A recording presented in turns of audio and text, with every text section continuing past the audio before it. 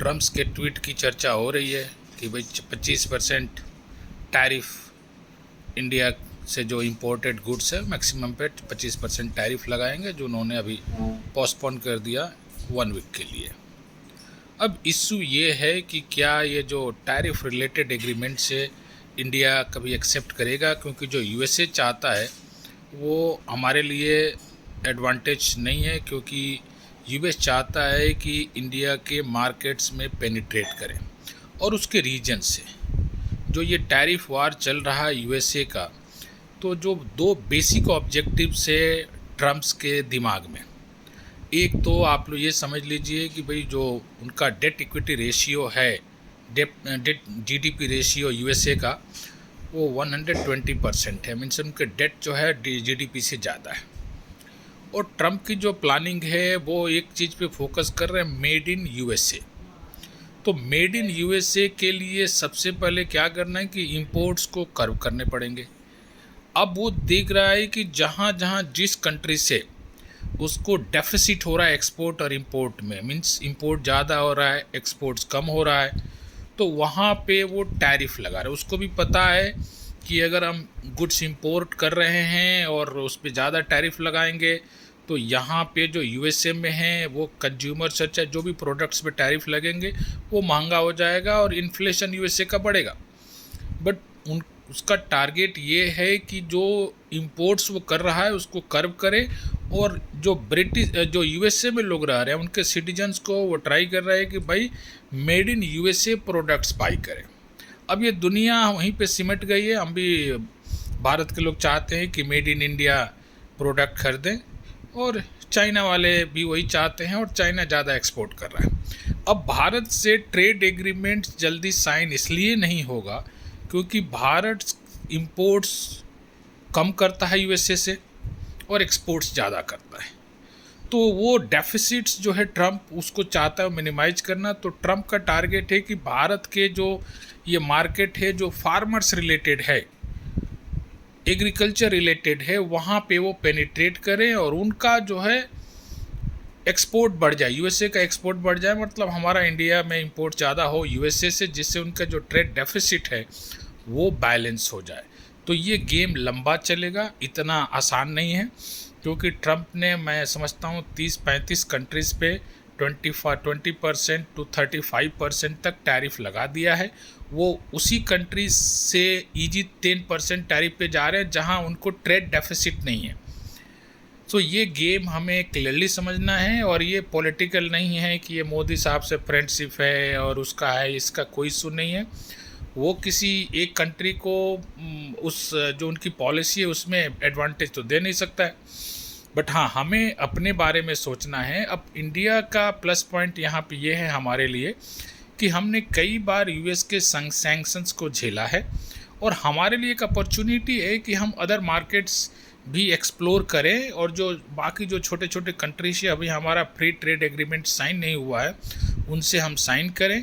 और मैं समझता हूँ कि इंडिया, हम लोग रसिया और चाइना के साथ कहीं ना कहीं एक प्लानिंग कर रहे हैं जहां हमें चाइना से भी थोड़ा हाथ मिलाना पड़ेगा, और अगर ये पॉसिबल हो जाए तो ट्रम्प के लिए प्रेशर बनेगा।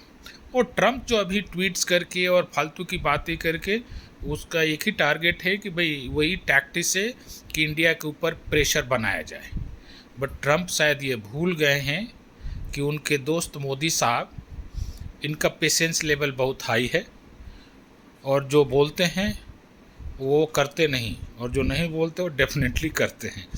तो ये ट्रेड एग्रीमेंट साइन होगा, लेकिन उसी शर्त पे होगा कि भाई हमें अपने फार्मर्स को, हमें एमएसएमई को हमें प्रोटेक्ट करना है। क्योंकि अगर हम यूएस को फुल फ्रीडम दिए मार्केट में पेनिट्रेट करने के लिए, क्योंकि उनके जो एग्री सेक्टर रिलेटेड जो कंपनियां हैं वो एडवांस लेवल है, तो हमारी जो लोकल कंपनियां हैं डेफिनेटली उनसे मुकाबला नहीं कर पाएंगी।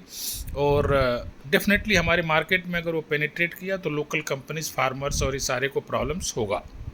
तो इसलिए कॉमन पब्लिक को हमें ये समझना है कि जो गवर्नमेंट कर रही है वो पब्लिक इंटरेस्ट और नेशनल इंटरेस्ट फर्स्ट रखते हुए कर रही है। और जो पॉलिटिकल पार्टी है हमारे राहुल बाबा, पप्पू, वो तो पप्पू ही है। कांग्रेस के बाकी जो मैच्योर लीडर है उनको भी पता है कि डेड इकनॉमी बोलने से कुछ भी नहीं होता है, और इसको तो वैसे भी पता नहीं है कि इकनॉमी क्या होता है और डेड क्या होता है, तो ये कुछ भी बोलेगा और ये एक्सपोज हो चुका है। शायद चाणक्य ने सही कहा था कि विदेशी माँ के गर्भ से जन्मा हुआ पुत्र कभी भी देशभक्त नहीं हो सकता है।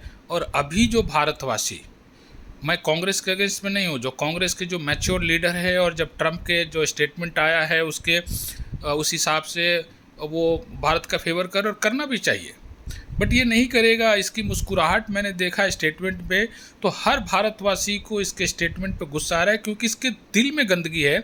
ये भारत के अगेंस्ट बोल रहा है, पहले ये मोदी के अगेंस्ट में था, अब ये भारत के अगेंस्ट में हो गया। तो जो मोदी सरकार कर रही है और जितनी मैच्योरिटी दिखा रही है वो बहुत अच्छा कर रही है, क्योंकि हमें इस बेस पे जाना है कि भाई हम भी मेड इन इंडिया पे फोकस कर रहे हैं, अब ट्रम्प भी मेड इन यूएस पे फोकस कर रहा है, यूएसए पे।